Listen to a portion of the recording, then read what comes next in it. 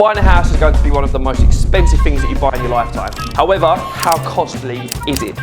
In this video, I'm going to be breaking down how much you need to cover your fees, your deposit, and the overall cost in buying a property. My name is Anthony from Bulk Mortgages, and in our content, we like to educate people about the process of buying a home, so we can use our experience to prevent you guys from making any mistakes. Make sure you hit the like and subscribe button. Stay tuned for more mortgage content. Congratulations, you've had your offer accepted on a property. However, this is the start of the process, and this is where the costs in buying a property will start incurring. First of all, the biggest one that you need, and without this you can't actually buy a property, is your deposit. Minimum amount of deposit that you need to be able to put down is 5%. However, the bigger of a deposit you put down, the cheaper the interest rates are. So once you've found a property, the first costs that you would need to pay up front, depending on the lender that you go with, would be a valuation fee. There's a few different levels of valuation fees.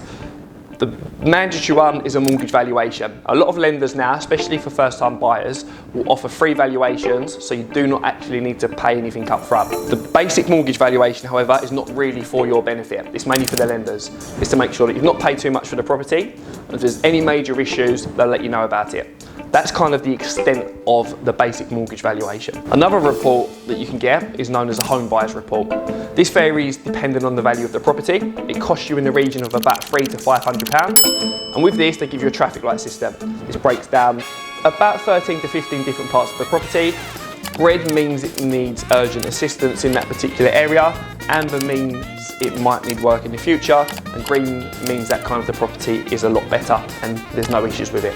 One of the benefits about getting this done up front is it's mainly for your benefit. So you can pick apart issues with the property that you may be able to negotiate a better price on, whereas the basic mortgage valuation will not give you any of these details.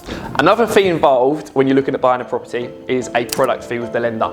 So the lenders tend to give you two options: a higher product fee with a lower interest rate, or a higher interest rate with no product fee attached. So when you're speaking to a broker, what they would do is work out if it's worth you having that product fee, if the interest rate and the monthly repayments means you're going to save money in the long run. You can add this to the mortgage, or you can pay this up front. Completely depends on what you prefer. When it comes down to the product fees, these vary depending on lender. However, the standard is in the region of about £999. A very important part of the process is having a good solicitor in place.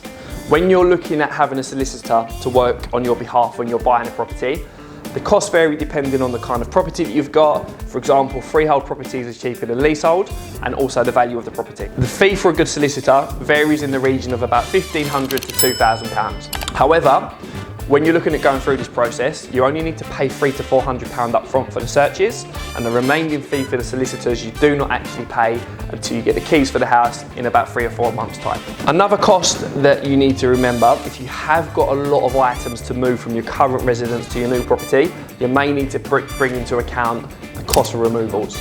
A good removals firm usually charges you in the region of £500 to £1,500, depending on the amount of stuff that you've got. Don't forget to press the like and subscribe button so you can find out more about the home buying process.